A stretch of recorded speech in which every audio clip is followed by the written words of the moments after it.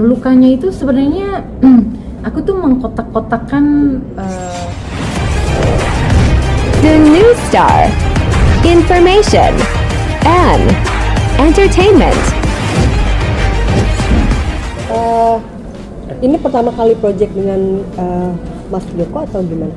Iya, ini pertama kali dengan Bang Joko, dengan Komensi Pictures, ini pertama kali.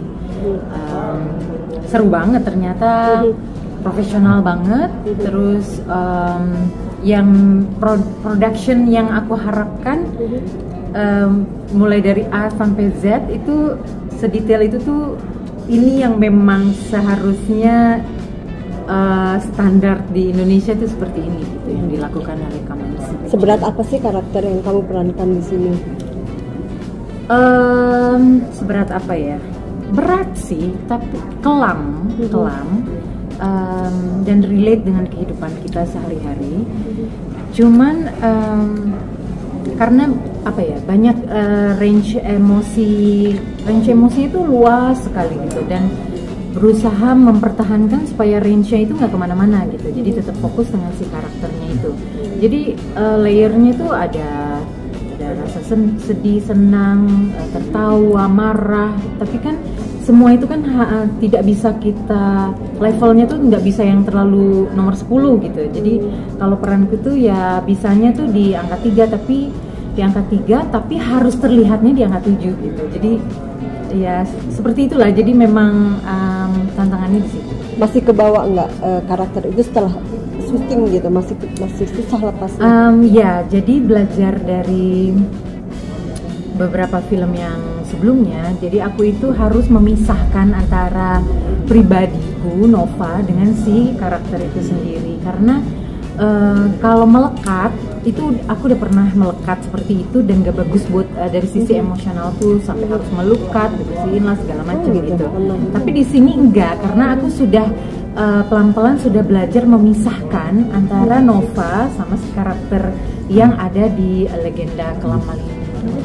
Tapi tadi kamu bekerja sama dengan Joko Anwar yang bisa dibilang langganan untuk office lah di Indonesia. Bagaikan mimpi yang jadi kenyataan kah buat dirimu?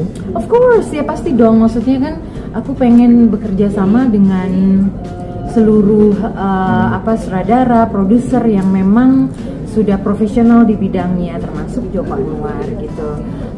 Jadi menurut aku ini kayak dream do come true gitu kan, dan peran yang dikasih juga meledak banget gitu menurut aku, tidak biasa.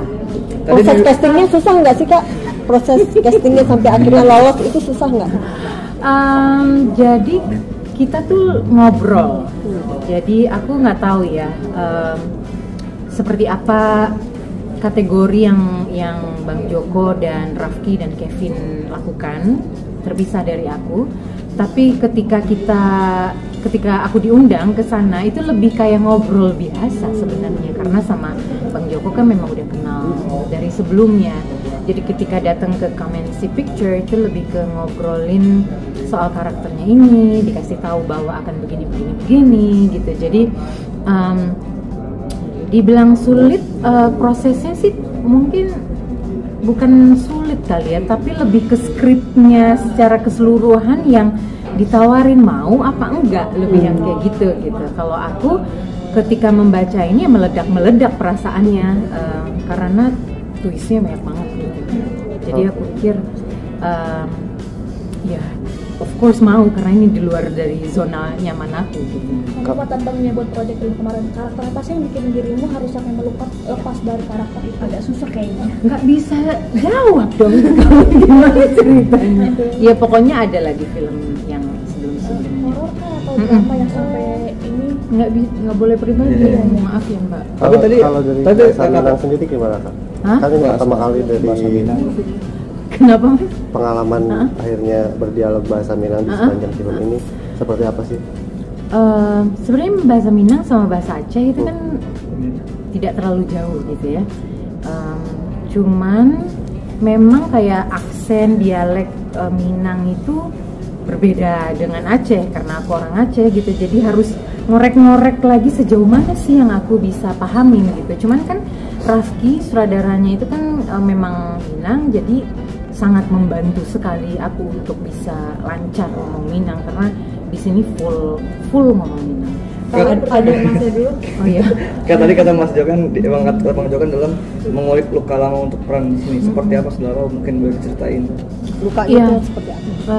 Lukanya itu sebenarnya aku tuh mengkotak-kotakkan rasa luka yang pernah aku alami, rasa sedih, rasa marah, rasa bahagia. Nah, ketika ada satu peran yang ditawarkan ke aku, ini kotaknya aku buka satu persatu gitu, yang sesuai dengan karakter yang akan kumainkan. Mungkin di masa lalu aku ada pengalaman yang bisa aku ambil sedikit, kemudian aku coba tawarkan dan tempelin di karakter isi di Legenda Malin Kundang ini gini. Jadi makanya tadi aku bilang harus dipisahkan antara Nova sama si peran ini gitu, jadi biar tidak terlalu melekat. Tapi ketika dibutuhkan, itu kotaknya aku buka satu persatu. Susah nggak akhirnya buat Pertanyaan memisahkan? saya ya. Memisahkan kan itu luka lama, terus dimasukkan lagi ke karakter. Butuh waktu berapa lama? Bikin Susah. trauma nggak? Atau bikin sedih lagi terusnya?